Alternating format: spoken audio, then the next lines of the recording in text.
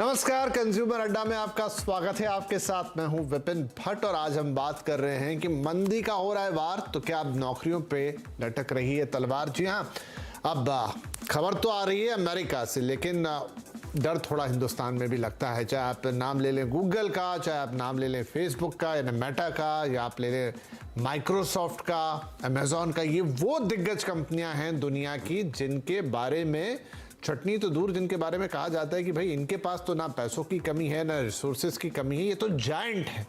लेकिन ऐसा क्या हो गया कि इन जायंट्स को भी लोगों को नौकरी से निकालना पड़ रहा है? आखिर क्या इतनी बुरी हालत हो चली है, या इनसे ही ऐसी कोई गलतियां हो गई जिसको अब ये सुधार रहे हैं?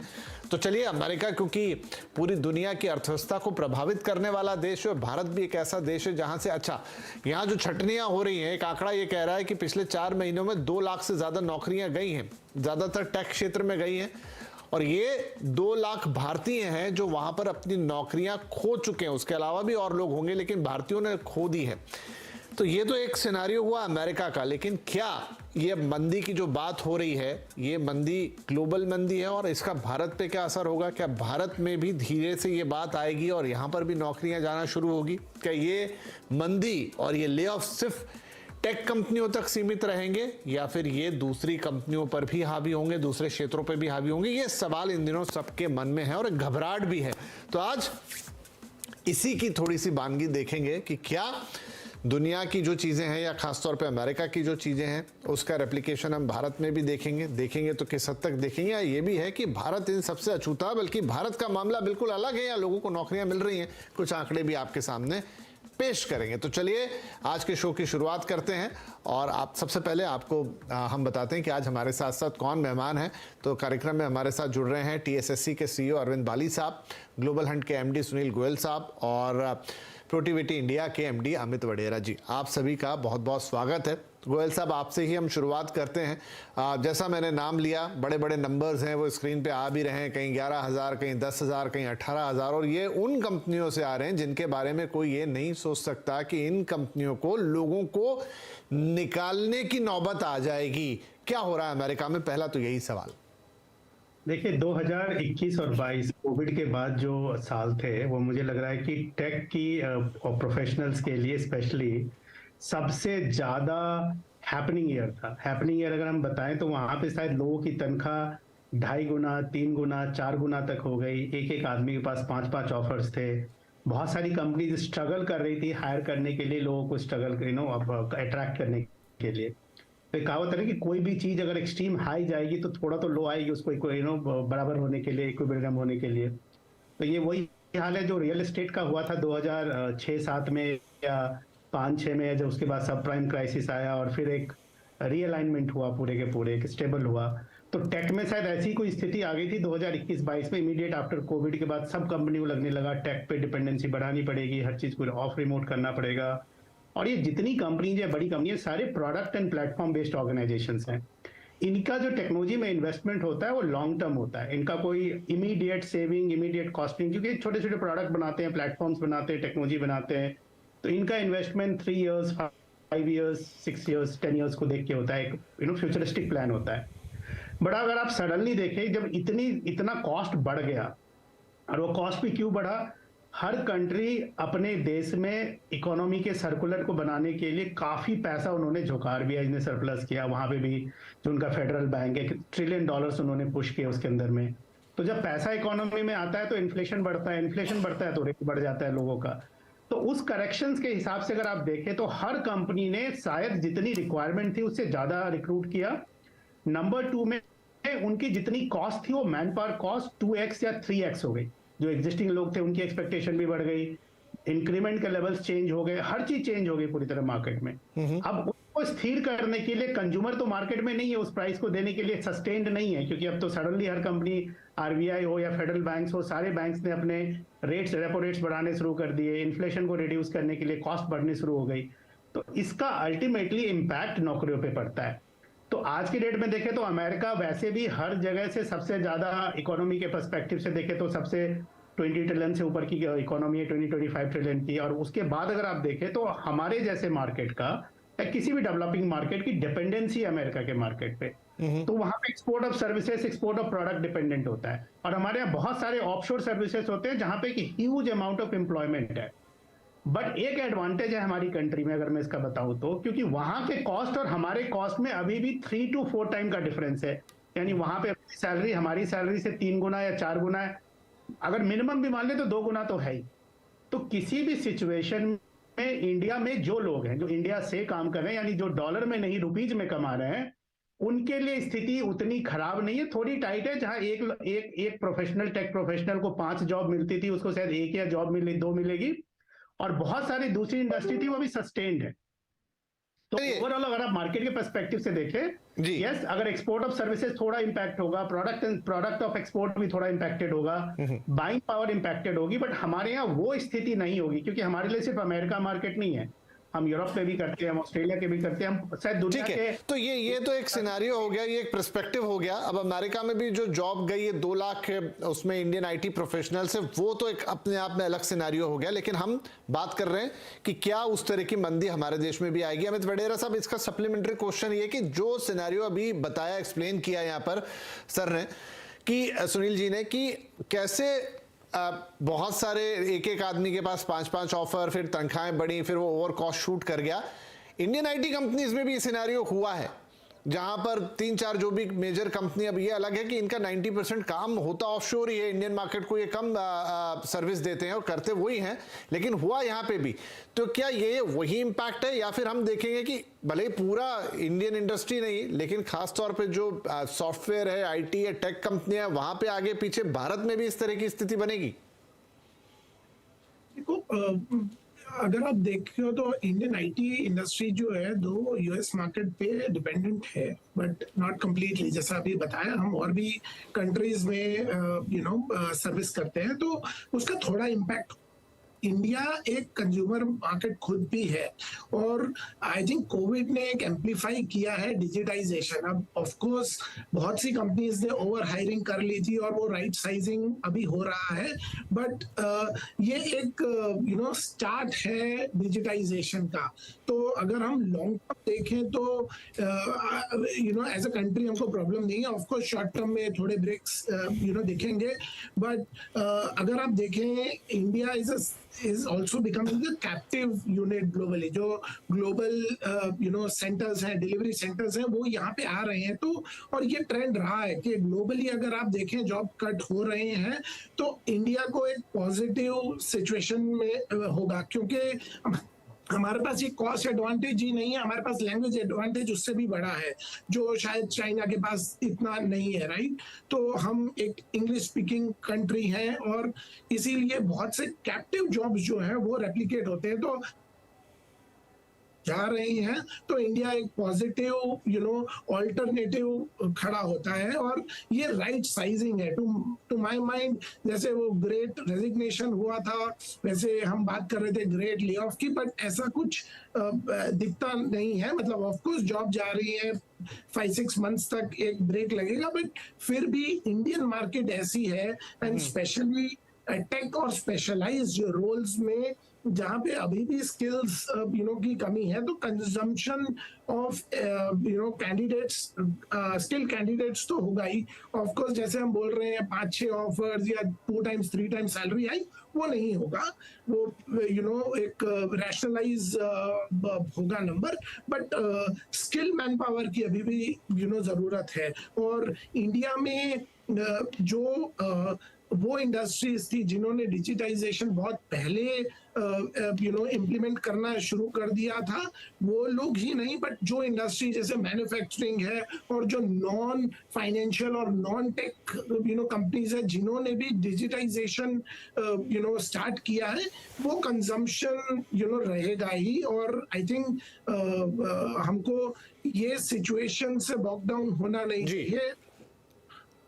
ठीक है sir, got your point. Arvind Wali साहब भी हमारे साथ जुड़ गए हैं। वाली साहब, तो दोनों तरह के आंकड़े हिंदुस्तान में, अभी हम अमेरिका में तो देख रहे हैं, तो वहां तो वही ले ऑफ्स, और क्योंकि इतने बड़े जाइंट्स हैं, माइक्रोसॉफ्ट, गूगल और अमेजॉन, तो वो थोड़ी सी चीज बढ़ के भी आती है, हवा जैसी लगती है। लेकिन अगर मैं हिंदुस्तान का सिनेरियो देखूं, तो यहाँ पर, हाँ, हमने यहाँ पे भी ले ऑफ सुने, लेकिन ज्यादा करके स्टार्टअप्स में सुने, ठीक है, थोड़ी बहुत टेक कंपनियों में सुने, लेकिन दूसरी तरफ मेरे पास ये भी आंकड़े हैं जो पिछले 3-4 महीने के सितंबर से दिसंबर 2022, जहां एचडीएफसी बैंक ने 6000 से ज्यादा नौकरियां दी, बंधन बैंक ने 2000 लोग लिए, आईसीआईसीआई बैंक ने तो 11-12 हजार रुपए के ऊपर के लोगों को नौकरी दी, और कई और सारे सेक्टर हैं जिसमें सर्विस भी हो गई, जिसमें मैन्युफैक्चरिंग भी हो गई, और भी सेक्टर्स हैं जहां नौकरियां पैदा भी हुई हैं। तो भारत के सिनेरियो को आप कैसा देख रहे हैं? क्या ये जो ग्लोबल मंदी है अमेरिका या यूरोप से जो उठ रही है, उसका हमारे यहाँ उल्टा एडेड एडवांटेज होगा, या एडवांटेज भले ही ना हो लेकिन हमारी स्थिति उतनी खराब नहीं होगी? देखो, हमारा तो बड़ा क्लियर है, इंडिया को कभी भी अमेरिकन या वेस्टर्न यूरोपियन मार्केट के कंपैरिजन में देखना नहीं चाहिए, क्योंकि इंडिया की इकोनॉमिक सिचुएशन बिल्कुल ही डिफरेंट है। रादर कई चीजों में जब वहां पे मंदी आती है उसका हमको फायदा होता है, और रादर क्या होता है कि जब मंदी आती है तो हर एक कंपनी को कॉस्ट कम करनी पड़ती है, और जब कॉस्ट कम करने की बात आती है तो हर एक कंपनी इंडिया की तरफ भागती है। तो वो तो एक तरह से हमारे लिए अच्छा होने वाला है। लेकिन वैसे भी अगर हम इंडिया में सीन देखते हैं, इंडिया में एक तरह का इस समय हर सेक्टर में एक बहुत तेजी है। अगर आप टेलीकॉम देखें, 5G के रोल आउट्स हो रहे हैं, which is need so many people, like वो सब टेक के लोग हैं। लोगों के लिए मतलब मार्केट में जितनी डिमांड है उतने जॉब स्किल्ड मैन पावर मिल नहीं पा रही है। हम लोग उन कंपनियों के साथ काम कर रहे हैं तो हमें मालूम है कि ऐसी रिक्वायरमेंट है। अब जहां तक एक टाइम ऐसा था कि जो सारा टेलीकॉम आईटी जो थी, जो कि टेलीकॉम सॉफ्टवेयर का जो काम था, वो सारा इंटरनेशनल कंपनियों में होता था, वो धीरे धीरे सारा काम अब इंडिया में आ गया। अब जो 5G के नेटवर्क्स लग रहे हैं वो ज्यादातर काम इंडिया में ही हो रहा है, और हमारा ऐसा मानना है कि 2030 में जब हम 6G तक पहुंचेंगे उस समय तो शायद इंडिया ही सब जगह नेटवर्क अपना या अपनी टेक्नोलॉजी दे रहा होगा। तो इंडिया को आई थिंक इन चीज़ों से इफेक्ट होने का कोई भी कारण नहीं है, और जो ले ऑफ्स उन कंट्रीज में हो रहे हैं उसका यहाँ पे डायरेक्ट कोई भी इफेक्ट नहीं है। रादर आई विल से कि जो IoT, मशीन लर्निंग, इन सब एरियाज में जो काम होने हैं, हमारे पास इतनी डिमांड है इंडिया में, रादर यहाँ बैठ के और उन कंट्रीज को हम यहाँ पे सपोर्ट कर सकते हैं, उनकी कॉस्ट को कम कर सकते हैं। तो इंडिया को तो I think in a way we should be happy कि हमारे लिए और नई अपॉर्चुनिटीज क्रिएट होने वाली है। चलिए, अच्छा है, आपकी बातें सभी लोगों की थोड़ी दिलासा देने वाली है यहाँ पर कि इस तरह की चीजें नहीं होगी। सुनील गोयल साहब, आज मैं किसी से बात कर रहा था तो उन्होंने कहा कि देखिए सिनेरियो को ऐसे समझिए कि वैल्यूएशन का टाइम गया, वैल्यू का। शायद उनका इशारा इस तरफ था कि जैसे हम स्टार्टअप्स में थोड़ी वैल्यूएशंस की बात करते हैं, उन कंपनियों में दिक्कत आ जाती है, लेकिन जो कंपनियां वैल्यू बेस्ड हैं, जिनके प्रूवन रिजल्ट हैं, जो अच्छा कर रही हैं, वहां कोई दिक्कत नहीं है। क्या आप भी इस बात से इत्तेफाक रखते हैं? हाँ, जरूर इस बात से, और इस बात में काफी गहराई है, क्योंकि आज के डेट में अगर आप देखें तो जो भी कंपनीज आज के डेट में जिनका एक सेंसिबल प्रोडक्ट या सर्विस जो इंडिविजुअल के लिए हम बताते हैं कि जिसके पास भी स्किल्स या लर्निंग है, उनकी डिमांड कंसिस्टेंट है मार्केट में, उनके लिए ऐसा नहीं कि जॉब्स खत्म हो गई हैं, जॉब्स तो अभी भी आ रही है। शायद रिक्रूटिंग फॉर्म्स हैं, हम लोग सर्च फॉर्म्स चलाते हैं, हम लोग पास रोज बहुत सारी जॉब्स आती है जो काफी स्किल्ड स्पेसिफिक रिक्वायरमेंट है। तो मार्केट में डिमांड कंसिस्टेंट है। हर इंडिविजुअल को अपने आप को कैपेबल और मार्केट डायनेमिक के हिसाब से बना के रखना पड़ता है। देखिए, सिर्फ फर्क इतना होता है कि जब वो ये फ्लो चल रहा होता है, जब पीक चल रहा होता है, तो उस समय लेस स्किल, मोर स्किल, सेमी स्किल्स सारे लोगों को जॉब मिल जाती है, शायद बहुत ज्यादा सैलरी पे उनको प्रीमियम मिल जाता है। पर जब ऐसी सिचुएशंस आती हैं तो ऐसी सिचुएशंस में कंपनी सिलेक्टिव होती हैं। आपको अपने अंदर स्किल्स को, कैपेबिलिटी को अलाइन करके जाना होता है, आपको एक अपने लिए जगह बनानी पड़ती है। बट अल्टीमेटली आप देखेंगे तो जॉब मार्केट में कंसिस्टेंट है, और वो ये रहेंगी, क्योंकि आज के डेट में भी इंडिया कंपनी, बाहर की कंपनीज इंडिया आ रही हैं और अपने सेटअप्स बना रही हैं। हमने पिछले 3 से 6 महीने में भी बहुत सारी कंपनीज को हम सपोर्ट करें जिन्होंने यहाँ पे आके रिक्रूटिंग शुरू करी है। उनका कारण ये था कि ये कहने कि दूसरे देशों में इतने स्किल्ड लोग या इस स्पेसिफिक के स्किल्स के लोग नहीं मिल रहे हैं। टेक्नोलॉजी डेफिनेटली उसमें सबसे ऊपर है, पर टेक्नोलॉजी के अलावा बैंकिंग, फाइनेंशियल सर्विसेज है, pharma, health care, life sciences है, ऑटोमोबाइल है, R&D है, इंजीनियरिंग है, हर सेगमेंट में हमारे यहाँ, रिटेल है, लॉजिस्टिक है, सप्लाई चेन है, हर जगह पे रिक्वायरमेंट है हमारे यहाँ पे। और अभी भी बाहर की कंपनी इंडिया की तरफ देख रही है कि यहाँ पे दो फैक्टर है, availability of resource and cost effectiveness.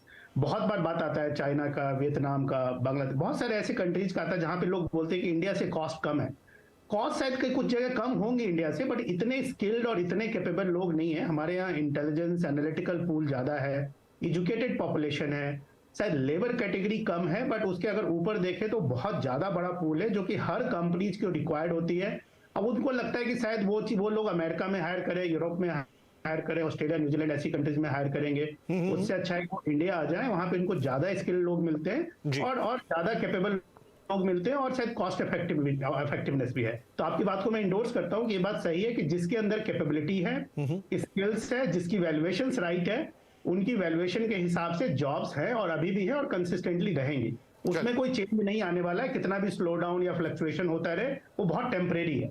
ठीक है, तो हिंदुस्तान में वो स्थिति नहीं बनेगी जो हम अमेरिका में देख रहे हैं, और यहाँ की जो पूरा एक इकोसिस्टम है वो डिफरेंटली काम कर रहा है, ये बात तो क्लियर हो रही है। एक छोटा ब्रेक लेते हैं, ब्रेक के बाद अगर मान लीजिए आशंका है भी, तो कौन से वो सेक्टर्स होते हैं जिन्हें चिंता करने की जरूरत है, और अगर चिंता करनी है तो वो वक्त रहते क्या कर सकते हैं कि जॉब के साथ कुछ ऊंच नीच हो भी जाए तो दूसरा कोई ऑप्शन उनके पास खुला रहे। ये दो अहम सवाल होंगे इस ब्रेक के बाद। Welcome back. हम बात कर रहे हैं कि मंदी का वार और नौकरी पर लटक रही है तलवार। अमेरिका के एग्जाम्पल से पूरी दुनिया में थोड़ी घबराहट है, जहां पर बड़े बड़े टेक जायंट्स, बड़ी बड़ी कंपनियां, गूगल, माइक्रोसॉफ्ट, अमेजॉन, इन सबसे बड़ी मात्रा में, बड़ी संख्या में लोगों को निकाला जा रहा है। तो ब्रेक से पहले अमेरिका की सिचुएशन को हमने समझा और यह भी जाना कि भारत की सिचुएशन इससे अलग है, लेकिन वडेरा साहब, खुदा ना खास्ता यहां पर भी कुछ ऐसी स्थिति बनती है, तो वो स्थिति किन सेक्टर्स में बन सकती है? भगवान ना करे कि वैसा हो, लेकिन अगर आती है तो कौन से सेक्टर्स पे सबसे ज्यादा आशंका रहेगी? इम्पैक्ट तो आईटी सेक्टर का डिपेंडेंसी है ग्लोबल मार्केट पे, और दूसरे सेक्टर्स अगर आप देखें जिन है वो है स्टार्टअप और एडटेक, राइट। एडटेक के अंदर आई थिंक थोड़ा रीडिंग मेरे हिसाब से गलत हो गया, जहाँ पे ओवर हायरिंग हो गई है। मतलब कोविड के बाद हमें ऐसा लगा कि बहुत बड़ा ट्रांजिशन डिजिटल पे ज्यादा हो जाएगा, और उस हिसाब से ओवर हायरिंग एडटेक सेक्टर ने की थी। तो मुझे लगता है कि एडटेक सेक्टर और स्टार्टअप जो है, और स्टार्टअप इसलिए क्योंकि उनको एक फंडिंग जो वीसी फंडिंग और उसका चैलेंज है, इसीलिए they have to control cost. तो ये दो सेक्टर्स है। अदरवाइज अगर आप देखें तो इंटरनल कंजम्पशन है वो काफी स्ट्रांग है और वो रहेगा। और दूसरा ग्लोबल डिलीवरी सेंटर्स जो हैं, जीसीसीज जो हैं, आज की डेट में इंडिया में 1500 जीसीसीज है, और अभी ऐसी बहुत सारी जीसीसीज पाइपलाइन में है जो काफी जॉब्स लेके आएगी। तो अगले 1 साल से 2 साल में काफी अपॉर्चुनिटीज होगी। तो ये एक टेम्पररी फेज है जो वेदर आउट करना पड़ेगा। और आप ये भी बता रहे थे जैसे यूएस में बहुत से इंडियंस की जॉब गई है, और even if they come back to India, I think they will have good amount of jobs, because India में आज की डेट में जॉब्स से ज्यादा स्किल का प्रॉब्लम है। हमारे पास वो राइट स्किल ऑफ लोग नहीं है, और वो India continuously focus on skilling, and job is not a problem. ये एक temporary phase है जो weather out हो जाएगा। चलिए, ये अच्छी बात है कि टेम्परेरी फेज है। यहाँ पर बाली साहब एक और पर्सपेक्टिव है जिससे मैं सवाल पूछूंगा कि इस समय जो सोशियो इकोनॉमिक या world political, socio political scenario है, एक तरफ वॉर भी चल रही है, एक तरफ अभी भी पैंडेमिक से पूरी तरह बाहर नहीं है, बीच बीच में दूसरे देशों से नंबर्स आते हैं, पहले चाइना ने डराया, अब जापान से खराब नंबर आ रहे हैं। तो ये जो सारी अनसर्टेनिटीज हैं, इंटरेस्ट रेट अभी भी ऊपर की तरफ ही हैं, क्या ये भी ओवरऑल थोड़ा सा इकोनॉमी को, मतलब एक जिसे हम कहते हैं कि जो एक फ्लरिश करने वाली स्थिति से थोड़ा पीछे खींच के रखते हो, तब ऐसी आशंकाएं ज्यादा पनपती हैं? क्या टेक्निकली स्पीकिंग ये सब चीजें इकोनॉमिक्स को बहुत इम्पैक्ट करती हैं, इफेक्ट करती हैं, लेकिन हमने जो पिछले 2-3 सालों में देखा है, इंडिया अभी तक इन सब चीजों के अगेंस्ट काफी अच्छी रेजिलेंस शो कर रहा है। इंडिया ने इन सर्कमस्टांसेस में भी ग्रोथ शो की है, अच्छा ग्रो किया है, रादर आई से कि एक अपॉर्चुनिटी बना के हम लोग आगे चले हैं। ये भी इंडिया ने काफी हद तक प्रूव कर दिया है कि हमारी में भी overall health statistics wise we are better and also our health systems are much better, right? तो वो सब चीजों के कारण भी हमको एक बहुत बड़ा एडवांटेज है। बट जैसा आप पहले बोल रहे थे, जो आपने एक बात अच्छी बात बोली कि जब ये इस टाइप की चीजें होती हैं तो ऐसा नहीं है कि जॉब्स खत्म हो रही होती हैं, काफी हद तक जो जॉब्स है वो शिफ्ट हो रही होती हैं, नई टेक्नोलॉजी की तरफ जा रही होती हैं। तो यूथ को खासतौर पे ये चाहिए राधा से कि जो भी वर्किंग क्लास है उन सबको चाहिए कि अपनी स्किल्स को साथ के साथ अपग्रेड करते रहें और जिस तरफ का ट्रेंड है उस तरफ होता रहे। जैसे मान लो फॉर एग्जांपल आईटी में जो लोग थे, मान लो फॉर किसी कारण से जो बैंकिंग आईटी में मान लो एक मिनट के लिए हम बात करें कि अगर थोड़ा रिसेशन आ रहा है तो टेलीकॉम आईटी में ग्रोथ आ रही है, तो you can always move into that sector. और दूसरा ये है कि इंडिया एक ऐसा कंट्री है जहां से ऑलरेडी 150 से ज्यादा कंट्रीज के नेटवर्क यहाँ से मैनेज होते हैं, मैनेज सर्विस सारी चलती है। और अगर हम वो काम अच्छे से करते हैं, कॉस्ट इफेक्टिव वे में करते हैं, तो वर्ल्ड का बहुत सारा काम इंडिया में आ रहा है। अब ये जो कनेक्टिविटी के कारण ये एक पॉसिबिलिटी बन गई है। तो मेरा ऐसा मानना है कि ये हमारे लिए कोई ऐसी चिंता वाली विषय नहीं है रादर से कि अगले कई सालों तक हम लोग तो बहुत अच्छे ग्रोथ पाथ पे रहने वाले हैं। हमें सिर्फ जो ध्यान देना है कि हमें अपने यूथ को प्रोडक्टिव बनाना है, उनको स्किल्स दे के रखना है, और जो लोग एम्प्लॉयड हैं उनको साथ के साथ ये भी बता के रखना है कि नए एरियाज कहाँ पे हैं और क्या स्किल हैं। वैसे मैंने आईटी कंपनियों में देखा है कि जो जितने यंग लोग खासतौर पे उसमें जो काम करते हैं वो अपने आप से बहुत सर्टिफिकेशंस करते रहते हैं, बहुत लर्निंग करते रहते हैं, उनको पता है डायरेक्शन किस तरफ जा रही है, वो क्विकली अपने आप को अडॉप्ट कर लेते हैं और जॉब ले लेते हैं। और इसीलिए हम लोग बहुत सक्सेसफुल हैं इस फील्ड के अंदर। चलिए, तो ठीक है, जिस आशंका के साथ इस शो की शुरुआत की थी, शो के खत्म होते होते तक वो काफी हद तक दूर हो रही है। हमारे तीनों ही एक्सपर्ट ये कह रहे हैं कि ठीक है, सारी बातें अपनी जगह है, अमेरिका का हाल है, यूरोप का हाल है, दुनिया में एक युद्ध भी चल रहा है, महामारी भी है, थोड़ी सी इश्यूज भी हैं इकोनॉमी के साथ, लेकिन इन सबके बीच में भी भारत का जो प्रदर्शन है वो पूरी दुनिया से हटके है। ठीक है, जॉब सिनारियो थोड़ा बहुत ऊपर नीचे हो सकता है, लेकिन बड़ी संख्या में ले ऑफ्स हो जाएं, लोगों की नौकरियां जाना लग जाएं, हाहाकार मच जाए, वैसी स्थिति हिंदुस्तान में नहीं है। और जो लोग थोड़े से वर्नरेबल हैं, मान लीजिए एडटेक का भी बात आई, उसकी बात आई, स्टार्टअप्स में है या आईटी में है, वो भी अगर अपने स्किल सेट्स को थोड़ा सा अपग्रेडेड रखते हैं तो उनके लिए एक जगह अगर मौका खत्म होता है तो दूसरी जगह मौके जरूर बनेंगे। बहुत शुक्रिया आप तीनों ही मेहमानों का, काफी पॉजिटिव ये बातचीत हुई। आई होप कि क्या बढ़िया एंड पर हम इस बातचीत को खत्म कर रहे हैं। शुक्रिया कार्यक्रम में भाग लेने के लिए। नमस्कार।